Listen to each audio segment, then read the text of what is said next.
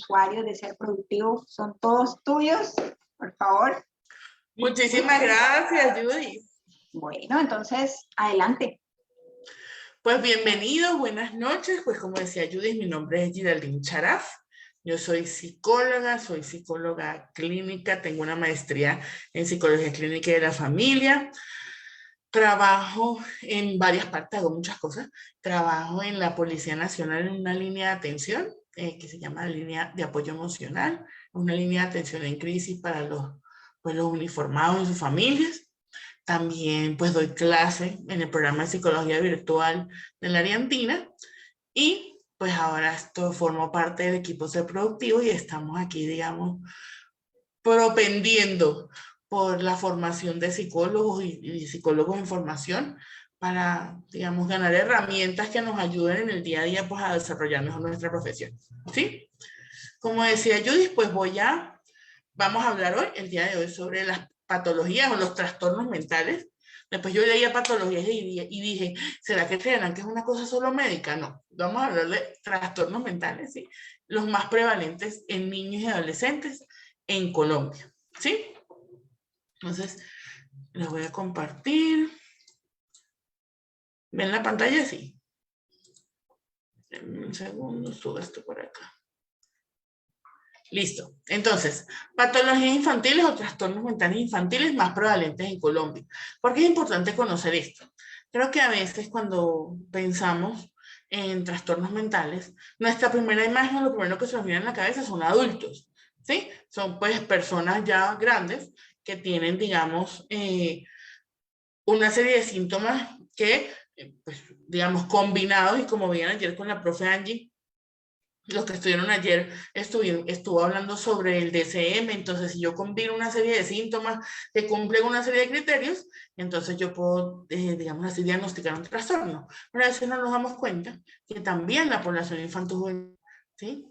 Digamos, hay presencia de trastornos mentales, de elementos psicopatológicos, que es importantísimo que los podamos conocer, ¿sí? Porque si solo nos quedamos con los adultos, ¿sí?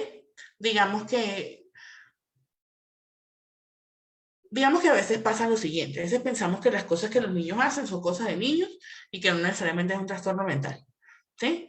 Pero, digamos, si mientras más conocimiento tengamos sobre cuáles son las características que demuestran los niños, cuáles son los síntomas que podemos asociar a las patologías, ¿sí? Infantiles, digamos que será más sencillo poder brindarles el acompañamiento que necesitan, ¿sí? Entonces, por eso es importantísimo saber cuáles son los trastornos más prevalentes en Colombia. Yo creo que se van a sorprender, porque uno pensaría que es uno y resulta que no. Vamos a ver si se sorprende, ¿sí? Igual, entonces, cualquier pregunta, cualquier duda que tengan, lo pueden escribir en el chat, pueden levantar la manito, yo estoy pendiente. Bueno, entonces, pues mi nombre es Geraldine Charaf.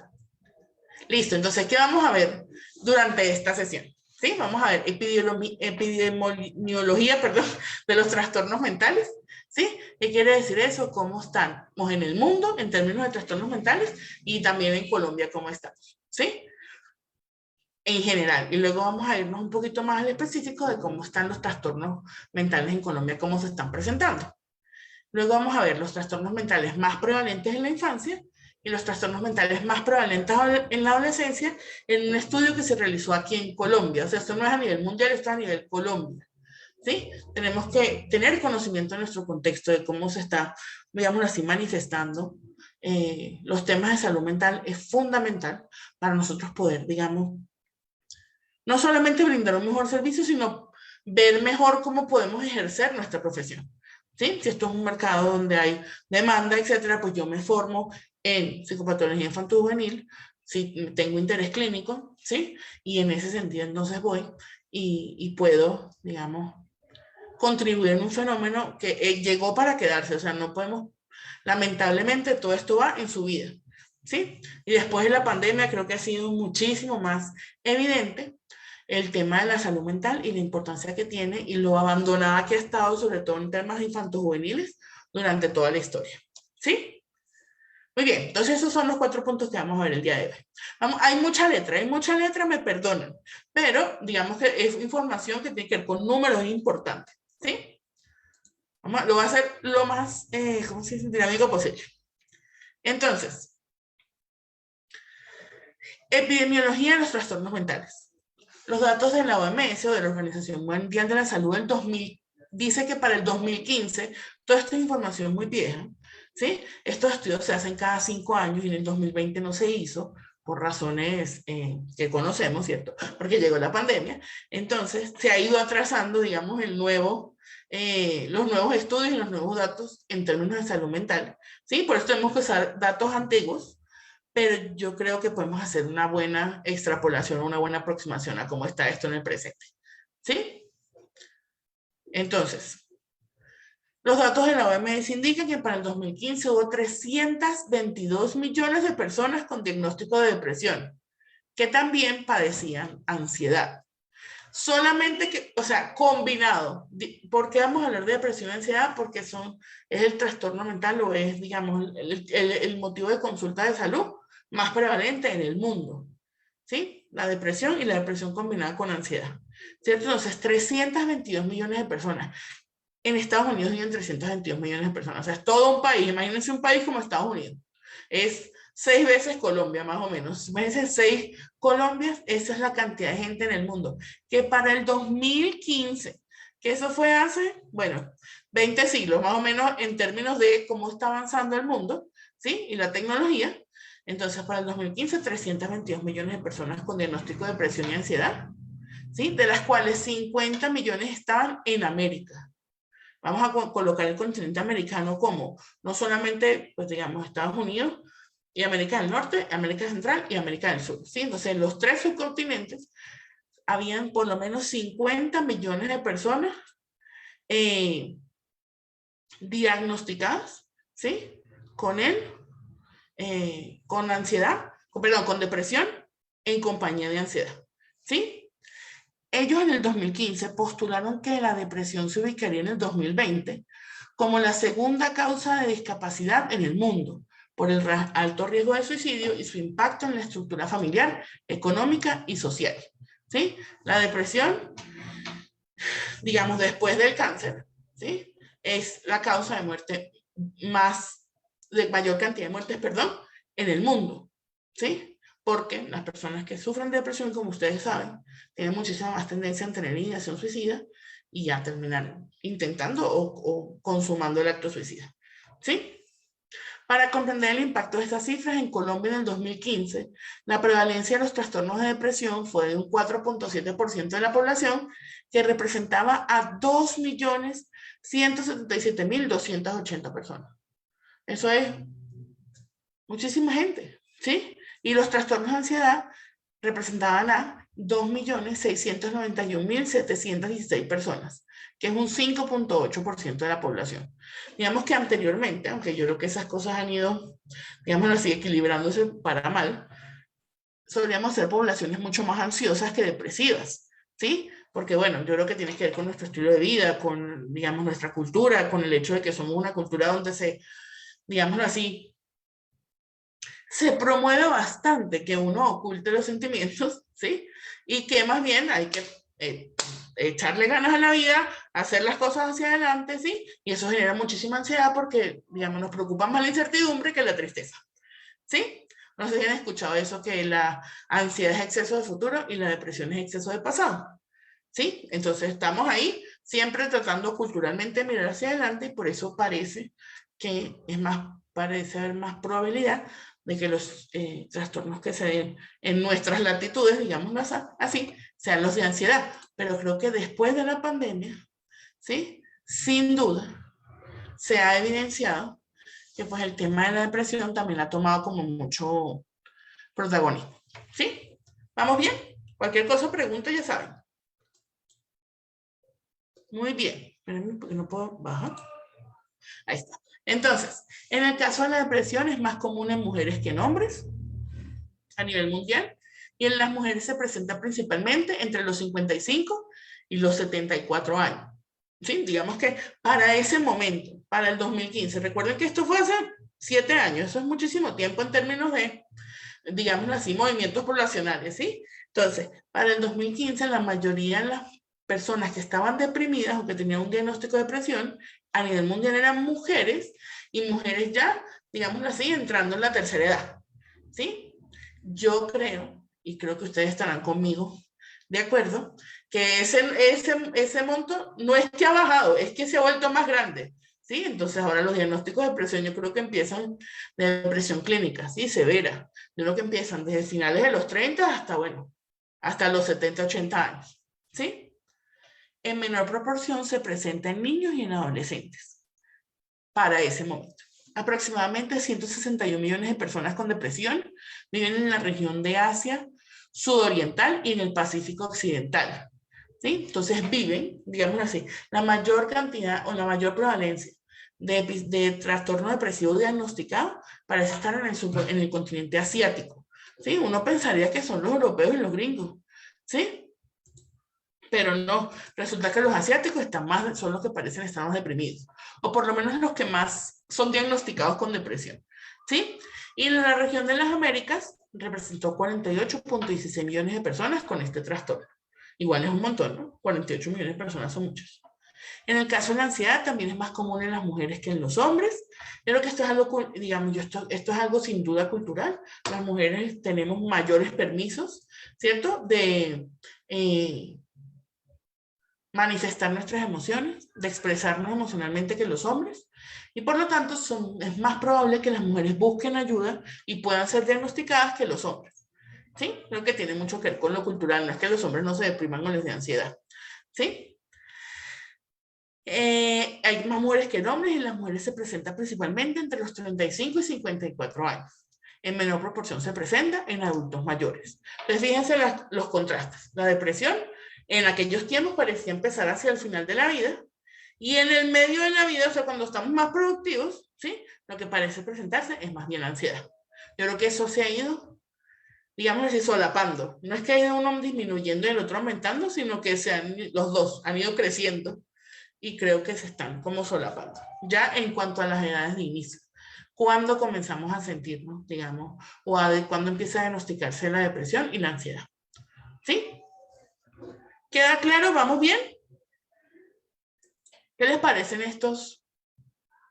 Muchísimas gracias, Carola. Y a ver qué dice. Incluso se han presentado altos picos de depresión y ansiedad también en jóvenes. Cada vez más. Cada vez mis pacientes son más jóvenes. ¿Sí? Yo solía atender mucha gente en sus 40, en los 50, ¿sí? Pero cada vez tengo más pacientes que tienen 21, 22 años, 19. Tengo muchísimas, como 5 o 6 pacientes que tienen por ahí 13, 14 años, que también están en los estados, digamos que tal vez todavía no ha llegado al trastorno, pero estamos cerca. ¿Sí? El trastorno depresivo, trastornos de ansiedad, muchísima ansiedad social.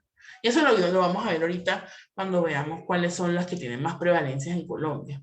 ¿Sí?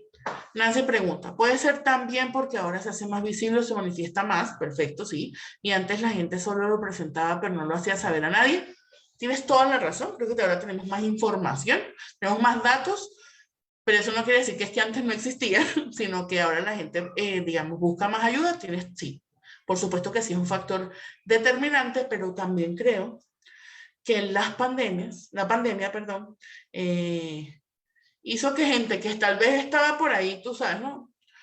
Esto suena raro, pero como coqueteando con la posibilidad de, digamos, de cumplir con los criterios para un trastorno, durante todo el aislamiento que ocurrió en la pandemia, creo que eso disparó toda posibilidad. ¿Sí? Si hay personas que tenían tendencias, que ya tenían algunos síntomas, aunque no cumplieran, que estaban, digamos, ahí en el meollo de intentar lidiar con los aspectos emocionales, el encierro de la pandemia. Si les tocó solo, bueno, imagínense. Y si les tocó con la familia, ultra imagínense. ¿Sí? Entonces, digamos, creo que, sin duda, tienes razón, Nancy, lo sabemos más porque más gente busca, lo cual entonces nos indica también que en la salud mental la salud mental, perdón, está avanzando, ¿sí? A ver, ¿qué más preguntas? Me encanta cuando preguntan. Me encanta que me preguntan. Muy bien. Olga pregunta altas cifras y creo que en pandemia y pospandemia la salud mental simbólicamente está en la UCI. Tienes toda la razón. Creo que mucha gente, incluyéndonos, nos hemos dado cuenta, incluyéndome, bueno, voy a incluir yo, bueno, yo creo que a todos ustedes también, nos hemos dado cuenta que durante la pandemia estuvimos ahí, ¿no? Bueno, hágale, hay que hacerle, y ahora que ya la pandemia, digamos, va, digamos, en la embajada, afortunadamente, creo que nos hemos permitido más como, venga, ya va, pero esto también tuvo consecuencias para mí. Por ejemplo, yo nunca dejé de ir a trabajar. Por la naturaleza de mi trabajo, todo tiene que ser hecho desde la sede donde yo trabajo, ¿sí? Entonces yo no pude traerme el trabajo para la casa, entonces yo no dejé de trabajar un día. Yo trabajé igual, mi estilo de vida no cambió casi, ¿sí? Porque yo siempre he trabajado presencial y yo doy clase en la universidad y siempre he dado en virtual, entonces pues yo seguía haciendo como lo mismo. Pero yo creo que por ahí, en abril de este año, yo me di cuenta que yo no quería salir, ¿sí? Y yo decía, pero ¿por qué no salgo ya? Si puedo ir a ver a la gente o ya puedo ir a hacer mercado, o sea, no tengo que quedarme en la casa. Y empecé a sentirme incómoda con la posibilidad de salir, ¿sí? Entonces, eso fue producto de la pandemia y del aislamiento, que aunque yo iba a trabajar, pues yo trabajaba sola en mi oficina, o éramos máximo dos, y en ese edificio vacío, así como uno fantasma, ¿sí? Entonces, creo que todos durante la pandemia hubo gente que evidentemente, digamos, sobre todo esas que ya venían con algunos indicios de que esto podía suceder, que podían desarrollar un trastorno. Digamos, explotó durante la pandemia, pero los que no pensábamos que no, también todos tenemos lo nuestro. Todos tenemos digamos así, nuestros síntomas, nuestras heridas que nos quedaron de la pandemia y de toda esta situación tan dura a nivel social. Muy bien, Edwin dice, se ha visto el incremento en niños, la depresión, el cutting y el consumo de sustancias psicoactivas, tienes toda la razón. Todas las pacientes que yo veo que tienen menos de 16 años, alguna vez se han autolesionado o han, digamos, tenido síntomas depresivos o efectivamente han incurrido en algún tipo de consumo, así sea inicialmente recreativo, ¿sí? De sustancias psicoactivas. Diego, muchas gracias, me alegro. A ver, ¿qué dice Nancy? Profe, ¿cuál será la forma de abordar este problema en los colegios cuando los chicos presentan depresión y ideación suicida? Digamos que eso es parte de lo que por supuesto vamos a aprender y vamos a profundizar en el seminario en el tema de intervención, pero algo fundamental tiene que ver con la inclusión de los sistemas. ¿Sí? El colegio no se puede encargar solo, la casa no se puede encargar sola y digamos así, el sistema de salud no se puede encargar solo. Tiene que haber digamos así, una sinergia importante entre todos los sistemas y las instituciones a las que esos niños pertenecen. A esos chicos que están presentando depresión y ideación suicida, tienen que tener acompañamiento no solamente a nivel psicoterapéutico y psiquiátrico de ser necesario, sino también a nivel de colegio, a nivel de la casa, ¿sí? Entonces, una de las primeras, digamos, independientemente del enfoque en el cual uno digamos, se coloque, lo primero y lo fundamental es que todos los sistemas en el que los chicos se encuentran estén participando del proceso de bienestar y el proceso de acompañamiento. ¿Sí?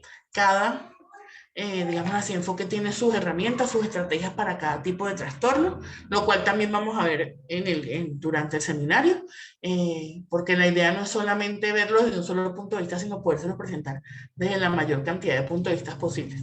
¿Sí? Porque no todas las situaciones son iguales, no todas las personas son iguales, no todas las estrategias funcionan para todos de la misma manera. ¿Sí? Pero fundamental que todos los sistemas donde esos niños se mueven estén involucrados en el acompañamiento. ¿Sí? ¿Te responden así? Carolina dice, creería que en jóvenes de 13 a 15 años es por causa de tanto bullying y hasta se cortan en las muñecas. Es durísimo. Y el bullying es una cosa, los niños son crueles y es duro. Y es bien duro, digamos, ser diferente o sentirte diferente aunque no te veas diferente. Es duro, digamos así, creo que nosotros, mi generación, por ejemplo, el bullying siempre ha existido, ¿no? Eso no es una cosa nueva, eso no ha empezado ahorita, ¿cierto? Pero creo que, por lo menos en mi generación, nos enseñaron a hágale, eche para adelante, no te quedes, digamos, triste, hay que hacerlo, o sea, ya menos reconocimiento tal vez y menos validación emocional de lo que puede haber ahora. Y creo que eso ha hecho que los niños, digamos así, se sientan mucho más vulnerables. Además hay tanta información y mensajes conflictivos, y si no eres así, si no eres así, no eres chévere, y si no eres así tampoco, bien complejo. Ser adolescente en esto, yo siempre, así en mi corazón, digo, menos mal que yo crecí cuando no había redes sociales. ¿Sí? Muy bien. Guayiri, ¿cómo estás? Muy bien. Una pregunta. ¿Qué plan podría empezar uno como para hacer prevención en tercera edad y en los colegios primaria y bachillerato? Como que temas. Todo lo que tenga que ver, yo creo que es importante con expresión y gestión emocional. Eso que llaman inteligencia emocional. ¿Sí? Creo que eso es súper importante. Si nosotros podemos desde pequeños, desde muy temprano, aprender a gestionar nuestras emociones, creo que eso nos salva y nos ayuda en la adultez a poder, digamos, tener relaciones mucho más sanas. ¿Sí? Que cuando siempre hemos estado, digamos, en una situación terrible en la cual no emocionalmente estamos siempre como muy, digamos, limitados. ¿Sí? Y creo que con la tercera edad, igual aunque el tiempo haya pasado, sí, aunque ya estemos en la parte, digamos, la tercera parte de nuestra vida, ¿sí? Creo que es importante también todo el tema de educación emocional. Eso dicen que el oro viejo no aprende a hablar, ¿cierto? Pero yo creo que sí. Tal vez no hablará fluido y no hablará 4 idiomas, pero algunas palabras le podemos enseñar. Entonces las personas, aunque ya muchas veces mientras más grandes nos hacemos más firmes en nuestra manera de ser, nos quedamos, nos atornillamos más con nosotros mismos, igual siempre hay la posibilidad de que haya, digamos, unas rendijas por las cuales uno pueda meter el tema de la educación emocional. Creo que eso es súper importante. Muy bien. Carolina, el cutting lo utilizan para llamar la atención de los padres o cuidadores. Creo que el cutting siempre es una señal de alerta. Creo que se ha tergiversado mucho el uso que tiene. Creo que, como pasa siempre, pues pagan justo por pecadores. Habrá chicos que efectivamente lo han hecho como una manera, digamos, de llamar la atención y no hay un sufrimiento, digamos, real o que amerite, digamos, llegar hasta el punto de la autolesión, pero hay otros que están muy desolados emocionalmente y digamos que el acto físico de hacerse daño es una muestra, es una señal de tal vez de esa situación tan compleja emocional que cada uno está viviendo. ¿Sí? Diego dice, también es importante la red de apoyo cercana, total. En todos los casos, depresión, ansiedad, lo que sea, red de apoyo fundamental. Profe, de su experiencia, por ejemplo, emociones. Sí, digamos eso. ¿Cómo trabajar inteligencia emocional? Creo que eso es lo que te estaba respondiendo, ¿cierto? Creo que es una continuación de esa pregunta. ¿Sí? Entonces, profe, es muy difícil iniciar un trabajo de la institución educativa, ya que la mayoría de los padres hoy en día son muy jóvenes y no hay un compromiso. Total, estoy de acuerdo en que cada vez es más difícil, a veces lo que no tienen ni siquiera es tiempo. A veces tienen las ganas, la voluntad, el deseo y no les dan permiso a los trabajos. Vivimos en una sociedad que nos exige, y nos da cero, poquitico. ¿Sí? Entonces, creo que hay una combinación de muchas cosas, de desinterés en algunos casos, así como de falta de oportunidades en otros. Creo que tenemos que aprovechar el hecho de que ahora las tecnologías son mucho más populares. A veces nos cuesta mucho que los papás vengan al colegio, entonces hacer una videollamada, que el papá esté en Transmilenio o en el bus o llegando a su oficina y se pueda conectar. ¿Sí? Creo que hay que aprovechar todas las maneras de comunicación que tenemos ahora, porque ya no es como antes que solo nos podemos ver cara a cara y para poder hablar. Ahora uno, mírenos aquí, aquí estamos todos, ¿cuántos somos? Imagínense ustedes, estamos aquí, 120 personas conmigo, ¿sí? No, 119 personas, incluyéndome, que estamos preocupados y hablando de psicopatología infantil y que queremos, digamos así, conocer cosas, herramientas nuevas para poder, digamos, brindar una mejor oportunidad de soluciones y mejor calidad de vida a nuestros pacientes o a las personas que tenemos cerca, ¿sí? Entonces, qué maravilla. Los 119 no nos hubiéramos podido probablemente encontrar hoy jueves a las 8 de la noche en ninguna parte. ¿Sí? Entonces, si ya tenemos estas herramientas, perdónenme, las estamos usando para formarnos y para mejorar nuestra calidad de vida, ¿por qué no usarla también para unir digamos así, todos esos sistemas en donde los niños en los colegios conviven. ¿Sí? Todos tenemos WhatsApp, pero uno puede hacer en WhatsApp llamadas grupales, o sea, digamos, en general es cada vez más fácil poder conversar sobre las cosas que están pasando, sobre los niños y sobre los jóvenes que están a nuestro cargo, independientemente de la institución en la que trabajemos. ¿Sí? Pero también es verdad que hay papás que no están comprometidos, ¿no? Tienen razón. Estamos frente a una generación de cristal, dice Carolina. A mí eso me parece doloroso, ¿sí? Decirles así porque si ellos son de cristal, entonces la responsabilidad es nuestra, ¿sí? Decirles generación de cristal, creo, bueno, tiene que ser un llamado hacia nosotros y nuestros padres, ¿sí? A cómo sobrecorregimos, yo creo que yo hablaba de eso el martes que hicimos el envío, cómo estamos todo el tiempo ahora sobrecorrigiendo.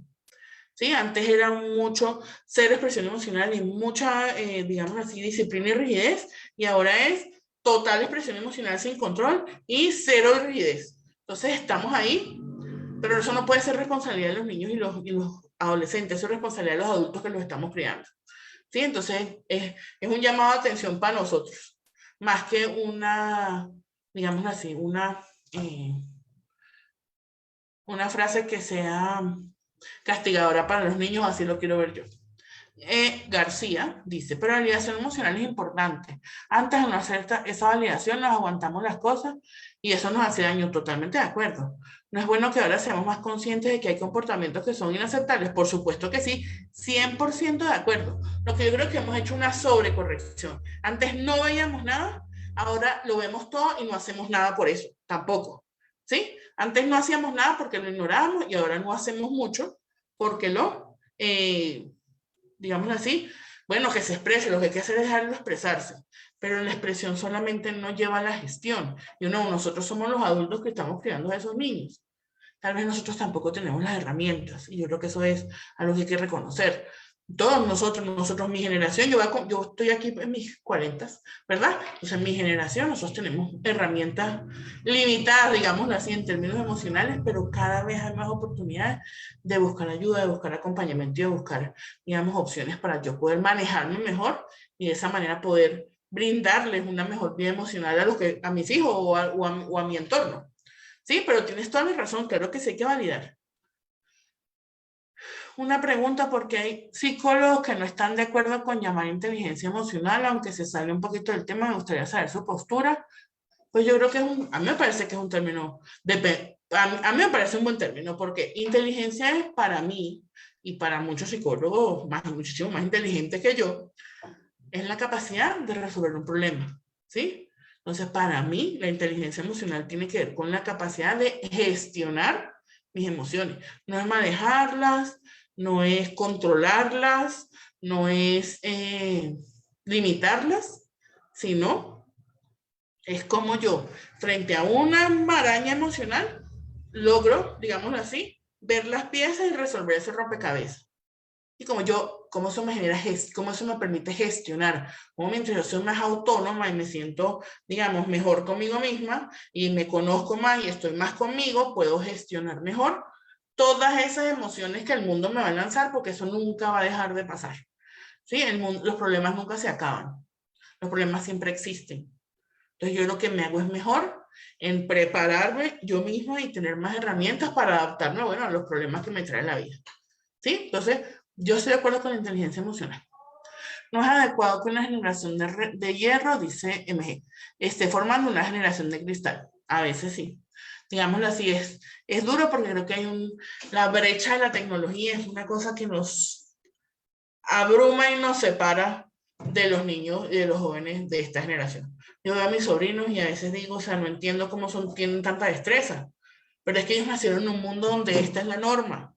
¿Sí? Yo recuerdo salir de mi casa con moneda en el bolsillo para ir o sea, verme con mis amigos y llamar a mi mamá y decirle, ya llegué, metiendo monedas y dándole al teléfono público, ¿sí?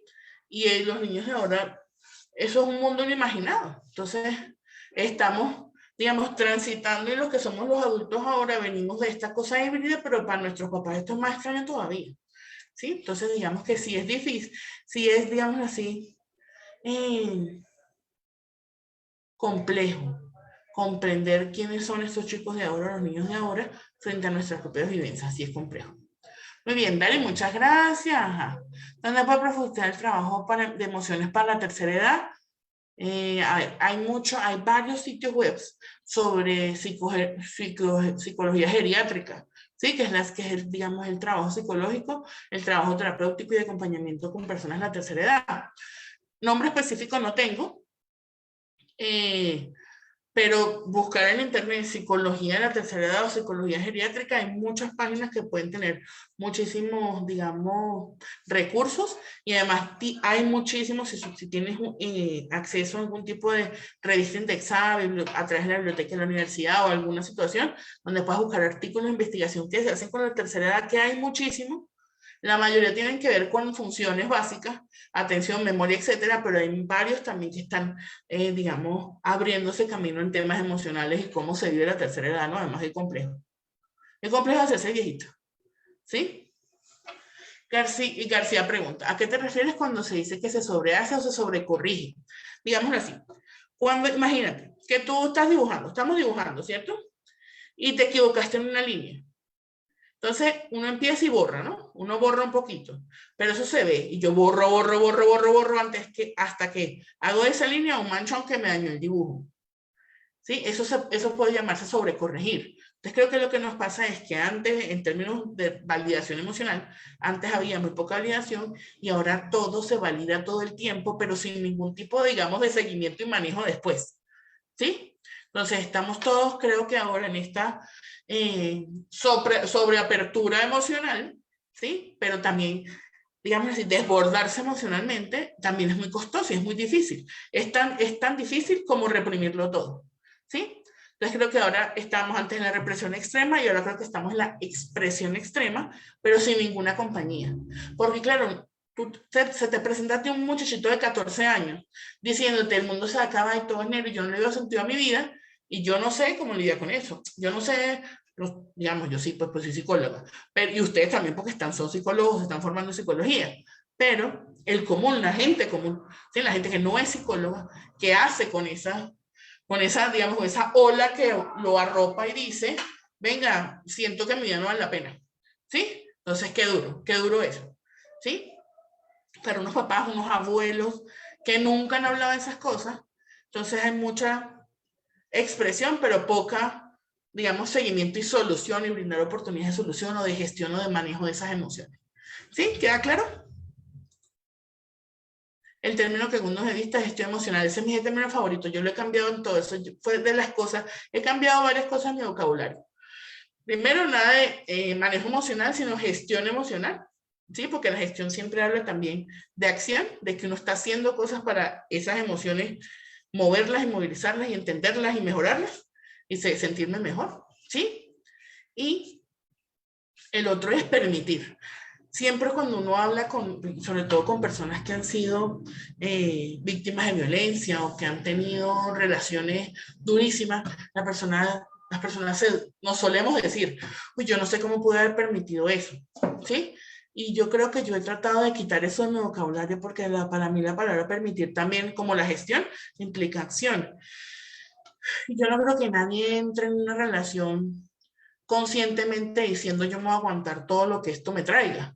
Creo que a veces cuando nos damos cuenta, abrimos los ojos, ya estamos en el hueco. ¿Sí? Entonces, permitir siempre me parece que a uno lo coloca como le suma más culpabilidad en lugar de, digamos así, buscar, bueno, si eso fue lo que pasó, ¿cómo salgo? Me quedo abajo, ahí en la culpa, yo lo permití, entonces yo tengo que seguir castigado. Si yo dejo de pensar en esos términos de que yo no, digamos, de que no fue una cosa que yo activamente busqué o quise que sucediera, entonces yo puedo decir, entonces si yo no quiero que esto pase, como yo mi energía la monto para allá. Entonces esas son las dos cosas, gracias Kelly. Esos son los dos términos que estoy intentando cambiar. Muy bien. Ese término de generación de cristal tendrá que ver con que los chicos ahora son muy diferentes a los de antes, porque el contexto es diferente y hay mayor ansiedad de abandono. Le decimos generación de cristal y les juzgamos, porque es otro contexto. Sí, a nosotros nos tocó, hágale, o sea, deje de llorar, levántese y siga. Y ahora, lo que les digo, tenemos esta posibilidad de sobreexpresión, Entonces, claro, todo el tiempo los chicos están abrumados, además tienen tanta información. ¿A ustedes no les pasa ese? No se mete en Instagram y uno empieza y de repente se pasó una hora y uno dice, ¿dónde se me fue la hora? 1, 2, que vi, no me acuerdo de nada, pero me siento que me falta todo. Tengo la casa más fea, necesito comprarme un carro mejor, tengo que comprar la vajilla, tengo que vestirme mejor. Y uno queda como, ¡oh, Dios mío, qué abrume! O sea, mi vida comparada a la vida del Instagram o del TikTok no es tan buena, ¿sí? Ay, me están preguntando mucho, tan bonito, muy bien. Cuando hablamos de generación Lady, no es porque se escriben fácilmente, más bien Cristal nos refiere a la transparencia. Qué bonito eso, me encanta, me lo voy a robar, pero te voy a citar. Es decir, que los jóvenes de ahora expresan más sus emociones, no se quedan callados como anteriormente lo hacían otras generaciones, por lo cual hoy en día tenemos muchos adultos heridos emocionalmente. Lady, me encanta. Autorízame a utilizarlo. Aunque yo pueda decir que la generación de cristal, como dijo Lady, tiene que ver con que somos más transparentes, todo se muestra todo. Sí, pero además viven como en una, podemos decir que los niños chicos ahora viven como en una pecera, ¿sí? Donde están ahí en ese poco de agua abajo, ¿sí? Y a veces nosotros, los adultos que estamos en su vida, muchas gracias, los adultos que estamos en su vida no podemos hacer, no sabemos qué hacer sino solo mirar. Y miramos como están ahí mostrando todo y no sabemos mucho qué hacer con eso. Entonces, ¿cuál es nuestra labor, creo yo, como adultos? Prepararnos mejor y darnos, digamos, espacios para nosotros mismos crecer y en nuestro crecimiento personal y en nuestra gestión emocional, arrastrar a esos chicos que están a nuestro cargo, ¿sí? Para que ellos también vayan creciendo. A veces los papás lo que hacen es llevar al niño al psicólogo, ¿sí? Y ellos no participar del proceso, como decían hace rato. Y la no participación lo que implica es que el niño tiene que hacerse solo. Y así nos hicimos nosotros también, básicamente solos, ¿sí? Entonces, qué duro ser niño ahorita. De nuevo, repito, qué bueno que yo no crecí en esta época de formación emocional, ¿no? Pero creo que también es una oportunidad para que nosotros, para que cuando ellos tengan nuestras edades, cuando ya sean adultos como nosotros, estén mejor y menos heridos. Muchas gracias de nuevo. Y el Lady por tu hermosa percepción de ese cristal. Muy bien, hablando de emociones, quiero preguntarte si ese término del síndrome del impostor, si es científico, psicológico, se refleja el autosabotaje, pero ese término sí es válido. Yo creo que es un término que ha sido acuñado, digamos, por las redes sociales. Creo que la verdad es que yo no he leído artículos científicos, digamos, donde se utilice, digámoslo formalmente, no he leído de dónde salió. Creo que es una buena pregunta y creo que hay que investigar si es que, digamos, algún teórico lo postuló luego se popularizó, digamos, en las redes y en el léxico del común, o si fue algo más bien traído del común y que ahora se está usando en la psicología. No lo sé, no sé qué tan válido o, digamos así, riguroso es, pero creo que define, digamos así, perfectamente lo que muchas personas sienten, ¿sí? Yo tengo varios amigos a los que les pasa que tienen trabajo. Nosotros aquí en Latinoamérica sí estamos muy acostumbrados a trabajar 18, 20 horas, no sé, 80 horas a la semana. Eso es una locura, sí, uno se la pasa trabajando. Pero a medida que uno va, pasa mucho, y a medida que uno va haciéndose más grande, o sea, uno va envejeciendo, el trabajo es como menos forzado, o sea, menos forzado, no, menos exigente, y entonces tengo más tiempo y tal.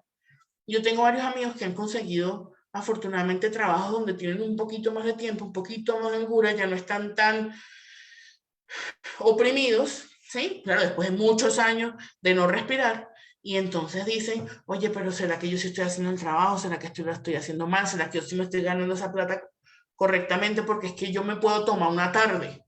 Yo puedo decidir que hoy por la tarde no trabajo y está bien porque voy cumpliendo mis objetivos, ¿sí? Entonces creo que es algo que está sucediendo y a lo que creo que hay que ponerle atención porque sin duda genera mucho sufrimiento emocional, ¿sí?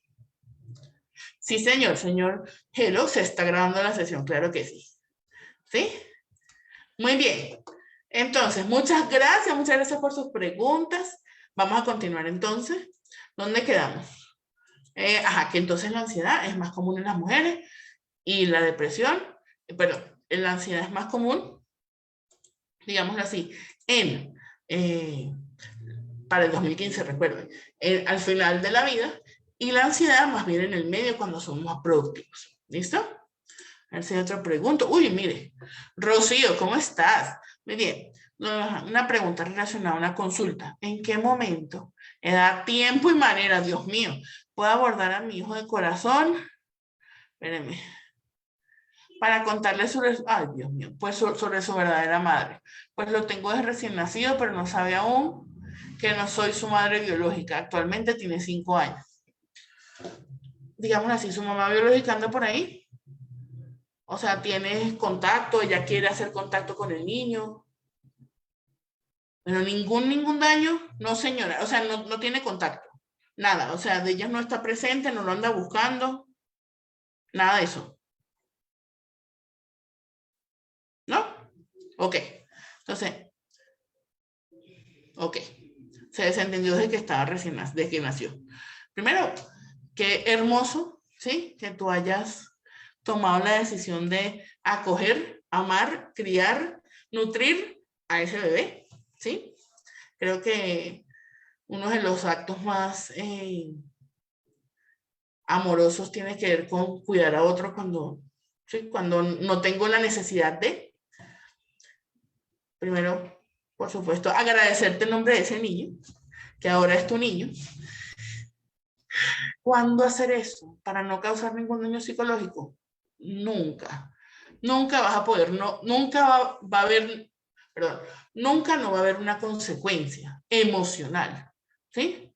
Porque aunque hayas nacido, aunque haya crecido en un hogar que lo amen, donde lo quieran cuidar, donde siempre haya sido valorado, amado, nutrido, como decía, el saber que, digamos así, porque eso es el constructo social, la persona de donde tú sales te tiene que amar, ¿sí? Ese es un constructo social, eso no es una realidad, ¿sí? Eso es algo que como sociedad hemos construido, que el amor de madre es incondicional, que el amor, digámoslo así, es instintivo, el amor materno, lo cual no siempre es verdad, ¿sí?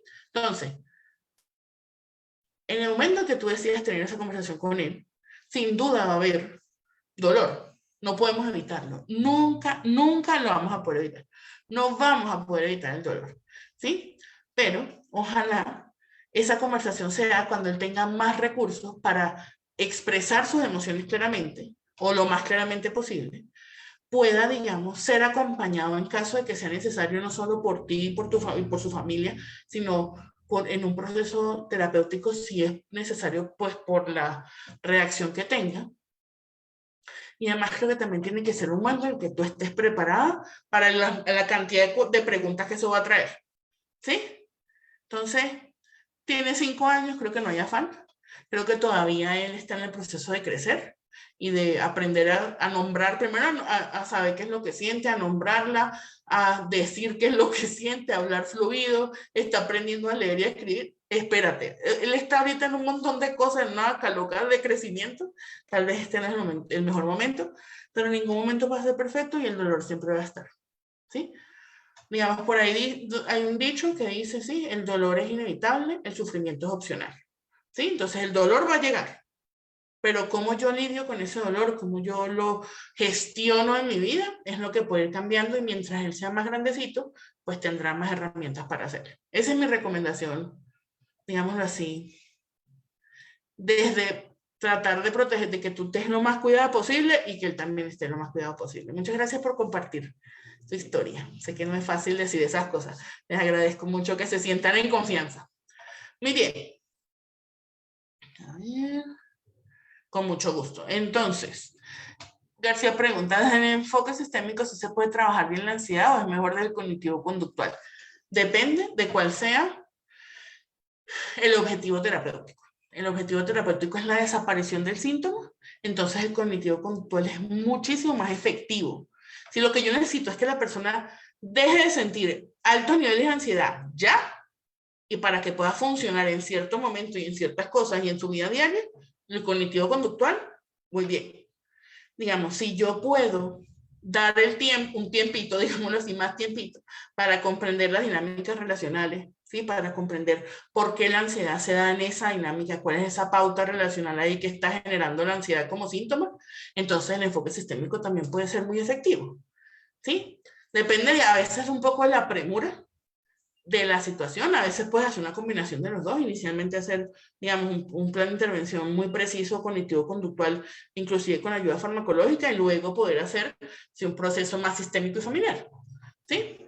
No tiene que ser uno u otro, puede ser, uno puede ir pasando por varias, digamos, por varias maneras de entender las emociones y la psique y los dilemas en la vida, ¿sí? Muy bien. Hello dice una pregunta, sé que su enfoque es, no, el mío es sistémico. Pero está bien. Sin embargo, mi pregunta es, ¿del psicoanálisis se puede realizar psicoterapia a niños o hay algunos retos? Digamos que parte de lo que el psicoanálisis plantea es que todos nuestros problemas se están generando cuando somos niños.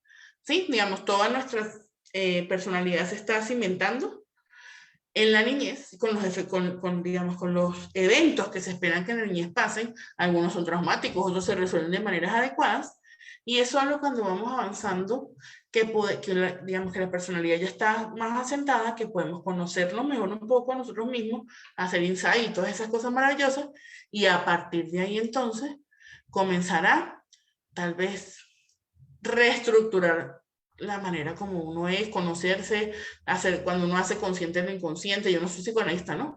Pero cuando uno hace consciente lo inconsciente, digamos que uno comienza a verse más auténticamente y a comportarse más auténticamente. Entonces, digamos, hacer psicoanálisis con niños, primero no tienen, de nuevo, la fluidez verbal para poder cumplir con un requisito básico del análisis psicoanalítico, que es la asociación libre, ¿sí? Muchos psicoanalistas infantiles utilizan el juego, digamos, en lugar de el psicoanálisis. Claro que se puede hacer, pero creo que termina siendo un ejercicio, sobre todo cuando hay patología evidente, ¿sí? Pero si es una situación más bien de corte conductual, donde hay ciertas cosas desadaptativas, pero ya todavía no ha asumido los criterios, creo que es una postura terapéutica que se beneficia más de la adultez que de la niñez, ¿sí? Eso para que los niños hablen, imagínense. Sí, hay unos que son muy habladores y otros que no les gusta hablar nada. Entonces creo que ponerlos en un contexto en el que se lo coloque en un diván para que hable todo el tiempo, creo que va a ser sería muy, ¿cómo sería eso? Exigente para ellos, y no sería tal vez un lugar donde pudieran sentirse en confianza y seguros. ¿Sí? Muy bien, Jason, con mucho gusto. Muy bien, entonces, ya hablamos de la epidemiología. Y entonces ahora, esperen un segundo, vamos a hablar de... Ay, pero ¿por qué no bajas? Listo. El número de personas estimado en el mundo con trastorno de ansiedad es 264 millones, de los cuales 23% viven en la región de Asia Sudoriental, y el segundo lugar es en las Américas. Los asiáticos y nosotros estamos, miren, los europeos están como más tranquilos, ¿sí? Y los africanos parecen que también, y los australianos por allá, ¿sí? Entonces, ¿qué nos pasa? ¿Qué pasa en las sociedades asiáticas y qué pasa en la sociedad latina? Que tenemos más ansiedad, que presentamos más síntomas, ¿sí? Se estima que en el mundo el 4.4% de la población sufre trastorno depresivo y el 3.6% algún trastorno de ansiedad. Y también es importante tener en cuenta que estos trastornos presentan alta comorbilidad. La sintomatología va de moderada a severa. No siempre vienen solos, ¿no? Las cosas no vienen solos, ¿sí? Ajá, ¿qué preguntarse? O sea, el cognitivo conductual es más inmediato y el sistémico va hacia el significado y el origen de la ansiedad. Digamos así, son dos maneras de entender el mundo. Desde lo cognitivo-conductual, de nuevo, el objetivo terapéutico tiene que ver con la disminución o desaparición de la conducta sintomática, ¿sí? Si la ansiedad se representa por comerse las uñas, el fin de la terapia cognitivo-conductual es que el niño o el adolescente se deje de comer las uñas, ¿sí? Desde el punto de vista sistémico, el comerse las uñas es un síntoma que solo puede aparecer en configuraciones particulares. Entonces, ¿por qué apareció? Entonces, si yo comprendo cómo esa familia se relaciona, yo puedo entender por qué la ansiedad se manifiesta y se manifiesta en comerse las uñas. Entonces, ¿sí tiene que ver con el origen? Sí, más con el origen. ¿Y los cognitivos conductuales tienen más que ver con la disminución de la conducta? Efectivamente. ¿Sí? Son dos maneras de ver la vida, ¿no? Uno es un enfoque, un paradigma positivista, y otro tiene que ver con otros paradigmas más de la narrativa y de la complejidad. ¿Cómo definir el plan de intervención de un menor de 13 años? Dios mío. Con signos y síntomas asociados a la ansiedad. De nuevo, Stephanie, dependiendo del enfoque donde uno se coloque, pero creo que ya a los 13 años, y si los síntomas de ansiedad, digamos, son incapacitantes, ya lo vamos a mirar, creo que el plan de intervención tiene que ser siempre, siempre, no solo interdisciplinario, sino intersistémico. Es decir, no solamente trabajar de la mano con, en el caso de ser necesario, psiquiatría infantil, ¿sí? Sino también involucrar todos los sistemas a los que ese niño pertenece, ese adolescente. La casa, el colegio, los amigos, ¿sí? En la propia institución de salud o el psicólogo que está prestando el servicio, cómo todo eso se articula para poder acompañar a ese chico o esa chica de 13 años, ¿sí? Porque de nuevo, lo que hagamos aquí en el consultorio o en la IPS donde estemos, si en los demás ambientes no se replica, no hay oportunidad de acompañamiento, entonces no tiene mucho efecto, ¿sí? Igual entonces, en el seminario vamos a ver diferentes estrategias de intervención desde diferentes enfoques, ¿sí? No solamente quedarnos en uno, sino si tenemos un niño con diagnóstico de trastorno de déficit de atención, entonces, ¿cuáles podrían ser posibles, más específicamente, posibles planes de intervención desde el cognitivo-conductual, desde el psicodinámico, desde el sistémico, ¿sí? Jason dice, el contexto social en Latinoamérica sin duda es un factor determinante, tanto determinante como detonante. Total, aquí vivimos en esta incertidumbre, muchachos, que es más grande a veces que la incertidumbre de la vida, entonces eso por supuesto genera posibilidades de ansiedad. Si se disminuye la conducta, pero si en la familia sigue la dinámica, entonces esa conducta volvería, ajá, digamos que no es que no sea efectivo y el cognitivo conductual cada vez está más, digamos, abierto al tema de los contextos, ¿sí? Pero efectivamente las probabilidades, si en los lugares donde nos movemos no cambian ciertas cosas, si las relaciones como las mantenemos también no cambian, las probabilidades de que los síntomas reaparezcan son altas. Tienes toda la razón, muy bien. Profe, antes de irnos, nos hace una técnica de los sistémicos para comenzar o terminar un día, o una técnica como un ejercicio como para desconectar, para poderse relajar, algo como eso. Claro que sí, antes de irnos, no hay problema. ¿Ustedes están de acuerdo con la medicación psiquiátrica combinada con terapia psicológica? Digámoslo así, hay instancias en las que es indispensable el uso, ¿sí? Si tú tienes un niño que está muy agitado, ¿cómo vas a poder hacer un proceso terapéutico? El proceso terapéutico en general tiene que ver con la palabra, ¿sí? Si el niño está tan agitado, por ejemplo, porque tiene un diagnóstico de trastorno posicionista desafiante, ¿sí? Y le está iracundo, yo necesito poder regular ese estado de ánimo. Si eso no está regulado, yo no voy a poder hablar con él y no voy a poder conectar y nada de lo que hablemos va a poder él ponerlo en práctica. Entonces, no en todos los casos, por supuesto que no, y no para siempre tampoco. A veces es solamente necesario acotadito en un tiempo para lograr de nuevo, como les digo, estabilizar, ponerlo, digamos, con la posibilidad de que se pueda establecer una conexión y una conversación terapéutica que propenda por el bienestar. ¿Sí? Entonces, depende, pero yo no creo que hay que negarse de una. Tampoco creo que es la única solución. Hay que estudiar bien el caso, pero yo creo que hay ocasiones en las que es indispensable y necesario. Un niño con trastorno de déficit de atención severo, que no puede estarse sentado en una silla, ¿cómo vamos a poder hacer un proceso terapéutico con él? Tiene que tener algo de ayuda y de medicación. Al final es una ayuda para el niño, ¿sí? Porque como el mundo me está pidiendo que yo esté quieto, pero yo no puedo, no es una cosa de voluntad, es una cosa de un desequilibrio, entonces necesito algo que me ayude a equilibrarme, ¿sí?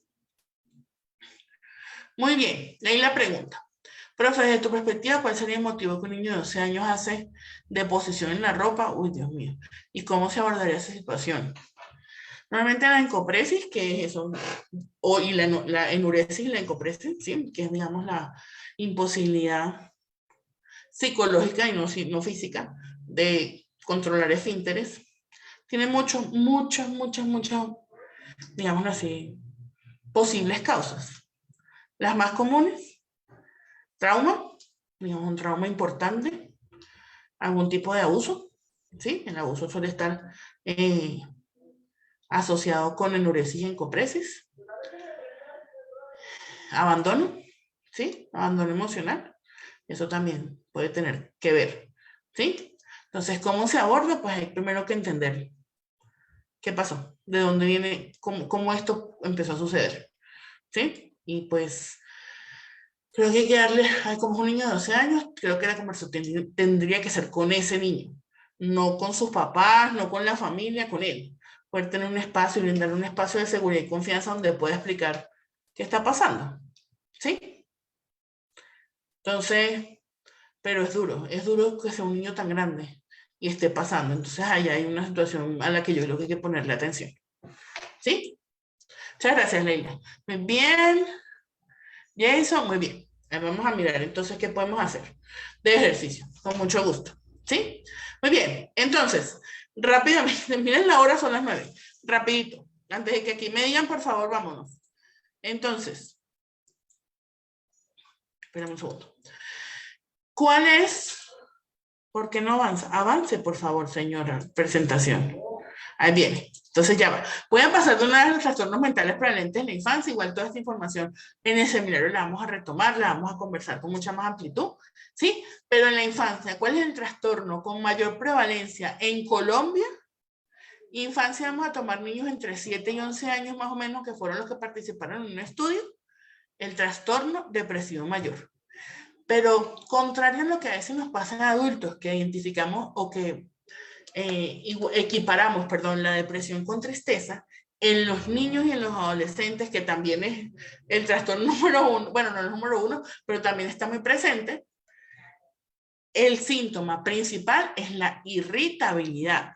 Si tenemos niños increíblemente irritables, que no disfrutan nada, que no quieren jugar, así no lloren, todo el tiempo están bravos, nunca no conectan, no tienen como un momento de paz, siempre están de mal humor, las posibilidades de que en ese caso el niño esté teniendo un episodio o inclusive sufra un trastorno depresivo mayor son altas, ¿sí? Siempre pensamos en la tristeza como el síntoma número 1 de la depresión, pero en el caso de los adolescentes y los niños y de muchos adultos también es la irritabilidad, ¿sí? El segundo trastorno más prevalente es el trastorno de ansiedad por separación. Digamos que yo creo que también esto se da mucho y bueno, se vuelve un trastorno cuando efectivamente el abandono es sistemático, pero en sociedades como las nuestras, donde los papás salen de la casa a las 5 de la mañana y los dejan en la ruta o los llevan al colegio súper temprano y los papás no vuelven hasta las 9 de la noche porque se tardan 2 horas transportándose, este tipo de sentimientos y de preocupaciones persistentes cada vez son mucho más, digámoslo así, prevalentes en la población infanto-juvenil, ¿sí? Porque entonces yo no sé cuándo cuento, cuándo no, a veces llega bien, a veces llega mal, ¿sí? Entonces estamos muy separados, creo que la pandemia mostró de nuevo qué tan separados estábamos, porque eso de estar ahora todo el tiempo juntos al principio fue bastante raro, después creo que muchas familias por supuesto lo lograron gestionar, pero digámoslo así, ese no saber, esa incertidumbre frente a la presencia del otro, no solamente se queda en la relación con los padres, sino que se traslada por supuesto a todos los ambientes donde ese niño se mueve, ¿sí? El tercero es el trastorno de ansiedad generalizada, que es una preocupación constante por diversas situaciones como rendimiento escolar, salud, el cumplimiento de los deberes, y tiene síntomas no solamente psicológicos, sino fisiológicos también, ¿sí? Entonces son niños que siempre tienen dolor de cabeza, que todo el tiempo se comen las uñas, que tienen una gastritis, que tienen 7, 8 años y tienen gastritis. ¿Sí? Son niños que todo el tiempo están preocupados por todo lo que tienen que hacer, ¿sí? Espera que veo unas preguntitas por acá. Alguien me dice cuánto tiempo tenemos, ¿no? Doctor Manuel. Doctora Judith, yo estoy aquí pendiente del tiempo. Bueno, profe, aquí estamos ya, es que se extiende el tema porque es interesantísimo, Claro. profe, pero eso es lo bueno. ¿cierto? Porque ¿qué Claro tal que un sí. tema pues aburrido? No, ahí está, vamos a darle unos minuticos ahí como para cerrar Perfecto. Listo, voy a cerrar. Voy a responder estas Listo, preguntas súper rápido y cierro. Muchísimas listo, gracias. dale, Gracias pues. por darnos un ratico más. Entonces, Dale, dale. yo no ejerzo todavía, puedo aportar desde el lado, sirve mucho análisis funcional de la conducta que sucede antes y después de la acción y eso ayuda mucho. El ABA es lo que se usa con los niños con trastorno del espectro autista, ¿cierto? Es como ese estilo de, digamos, educación y de, ¿cómo se llama eso? Expresión emocional, ¿sí? Para que ellos aprendan a ver las emociones y identificarlas con las cosas que sienten, ¿cierto? Es espectacular. Yo creo que es súper útil para niños que tienen trastorno de espectro autista y vamos a hablar de eso en el seminario, cómo es eso, cómo se trata, cómo se diagnostica, qué difícil es el tema de la cosa del autismo, pero también en general, para todos. Yo creo que para todos hubiera sido buenísimo tener una cartilla donde yo tenga las emociones y decía, ah, mira, mi cara se parece a esa cara, entonces estoy brava, triste, contenta, y yo poder conocerme mejor. ¿Sí? Muy bien. Caro pregunta, ¿cómo se trabaja con un joven de 17 años? ¿Su autoestima o autoimagen se puede trabajar con terapia sistémica o terapia narrativa? Claro que sí. Todos, digamos, todos los enfoques terapéuticos tienen herramientas y estrategias que funcionan y que son, digamos así, que brindan oportunidades de bienestar y solución para todo tipo de pacientes. ¿Sí? Entonces, claro que se puede trabajar con terapia sistémica, evidentemente, así, con él, con su familia, con sus amigos, con todos sus sistemas, claro que sí. Y la terapia narrativa se convierte en un instrumento muy poderoso porque qué importante es darme cuenta que yo también tengo que ver con cómo me narro.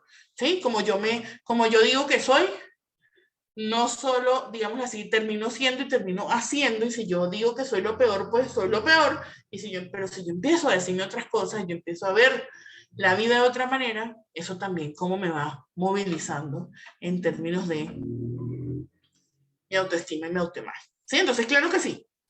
Erika, profe, ¿a partir de qué se puede diagnosticar estos trastornos de niños? Digamos así, normalmente a partir de los 7, 8 años, ya se pueden empezar a tener algunos indicios y en la adolescencia ya a partir de los 15 años, digamos, es mucho más fácil el diagnóstico de criterio. Igual con el profe Angie vamos a conocer todas las maneras de diagnosticar, cómo se diagnostica cada uno de estos trastornos. Los trastornos del desarrollo se diagnostican normalmente siendo muy pequeñitos porque tienen que ver también con el crecimiento, pero los que son más bien del estado de ánimo es a partir de cuando ellos ya pueden expresar, digamos, de manera, o se esperaría perdón, que expresaran de manera más clara sus emociones. ¿Sí? ¿Qué consecuencia en la vida adulta tiene la ansiedad por separación? Todo esto que ahora se llama la gente tóxica, ¿sí? Que es esa gente que todo el tiempo necesita saber dónde estás, qué estás haciendo, porque no me llamas, préstame atención. Sí, no todos tienen, por supuesto, trastorno de ansiedad de separación, pero todos esos son síntomas de ansiedad de separación también. Esa cosa de que si yo no sé dónde estás y yo no tengo el control sobre ti, entonces no estamos, no vivimos, no existimos. ¿Sí? Muy bien. Muchas gracias, como gracias a ustedes. La profesión en todos lados, la psicología. Miren, esa es la ventaja, uno puede ser psicólogo en todos lados, muy bien. Bueno, profe, entonces, ¿qué tal? A ver, quiero que nos comenten todos qué tal el tema, hagan sus comentarios en el chat, qué les pareció la sesión del día de hoy, si aprendieron, a ver, yo creo que sí, porque preguntas hubo Preguntas muchas y muy hubo. interesantes, ¿cierto, profe? Claro que sí, yo les agradezco un montón, siempre me preguntan cosas y yo sé que a veces digo, no voy a responder, no, sí, no puedo no responder. Entonces, muchísimas gracias siempre por Sí, su no puede quedarse con participación. esa, Claro, esa claro. inquietud. Claro que sí, a todos de verdad les agradecemos muchísimo su presencia aquí, les agradecemos que estén hasta el final. Siempre nos gusta que aprovechen al máximo todo este entrenamiento de este mini curso que les hemos querido brindar de 3 sesiones como preámbulo al seminario de psicopatología infanto-juvenil que iniciaremos el próximo 8 de noviembre. Este mini curso para todos, la excelente noticia es que será certificado para aquellos que aprueben el quiz. Tenemos quiz el próximo 1 de noviembre, así que todos a prepararse, todos a repasar mucho, a Van a tener estudiar. estas diapositivas, ¿cierto? Yo se las voy a enviar. Yo sé que no las vimos todas, pero las van a tener, claro que sí, para que puedan estudiar, claro que sí. Claro, y profe, y además de todo, les vamos a estar enviando las sesiones, las grabaciones de las sesiones del minicurso para que repasen y todo, y puedan de esta manera al máximo aprovechar y aprobar ese quiz que será, les recuerdo, el 1 de noviembre a las 8 de la noche. Les recuerdo también que es un quiz que montamos por un tiempo limitado, son unos minutos nada más. Se habilita el link y una vez termina el tiempo se cierra y no hay otra oportunidad, ¿ok? Es solo una opción de realizar el quiz. Así que vamos, prepárense para que se ganen su certificado también, es importante y es lo que queremos, que aprovechen todo el contenido. Entonces, también para estar en tener las grabaciones, perdón, deben estar en alguno de nuestros grupos de WhatsApp. Verifiquen en qué grupo están o si no están en alguno de nuestros grupos, pues contáctenos por favor. Manuel, si nos colaboras con los links o los contactos nuestros para que puedan consultar, efectivamente, y estamos pasando por el chat, revisen muy bien para que puedan contactarnos y unirse a nuestros grupos de WhatsApp para que allí tengan las grabaciones y las puedan disfrutar, ¿ok? Queremos comentarle entonces, ya sabemos, estamos próximos a iniciar el seminario en psicopatología infanto-juvenil, que tiene en tarifa plena un valor de 600.000 pesos. Sin embargo, estamos trabajando en este momento un precio de lanzamiento, un precio de introducción muy especial, donde solo tenemos un valor de adquisición de 320.000 pesos. Y adicionalmente estás pagando con un gran descuento y tienes 2 bonos. Te llevas 2 bonos si adquieres el seminario. Uno en el primer bono es en primeros auxilios infanto-juvenil, ¿sí? Porque tenemos también un seminario de primeros auxilios, pero para adultos, y este va a ser muy enfocado al área infanto-juvenil. Y el otro es el neuroliderazgo. Entonces, son 2 bonos bien importantes, 2 bonos bien interesantes que no queremos que se pierdan. Entonces, aprovechen este precio de lanzamiento. Estamos hasta el 30 de octubre con este valor de lanzamiento, ¿ok? Entonces, equipo, ¿no? Para hacer una corrección, es el bono de primeros auxilios psicológicos y trastornos del neurodesarrollo. El de primeros auxilios psicológicos va a ser en vivo, que está programado para el mes de enero, el próximo año, y el de trastornos del neurodesarrollo está disponible en grabación, todos totalmente certificados. ¿Listo? Efectivamente, gracias por la corrección, Manuel. Sí, tenía en mente el otro entrenamiento que estamos preparando por ahí y que ya en su momento conocerán la información. Pero sí, efectivamente me traicionó el subconsciente. Pero bueno, tenemos 2 bonos igual y los 2 bonos son espectaculares. Así que queremos que los aprovechen, a prepararse todos para ese quiz, por favor. Queremos tener el mayor número de personas. Compartan los links de los grupos también con sus colegas, sus amigos que crean que les pueda interesar este tema, que les pueda aportar a su desarrollo profesional, porque es lo que nosotros queremos, apoyar eso, su desarrollo profesional, su transformación, y queremos apoyar psicólogos en Colombia y en todo el mundo, donde más podamos, psicólogos que realmente amen su profesión y que la desarrollen de la mejor manera posible. Y para eso los preparamos aquí. Así que bueno, ahí estamos, somos el equipo Ser Productivo. Les deseamos a todos una feliz noche, profe Giraldín. Muchas gracias a todos por sus oportunidades, por sus mensajes, por su participación y por su confianza. Y nos vemos pronto, nos vemos en el seminario, espero que sí. Así es. Bueno, a todos una feliz noche. Te ayudamos a enfrentar el mundo real. Evolucionamos y ahora con más fuerza. Ser Productivo, 11 años pensando en tu éxito.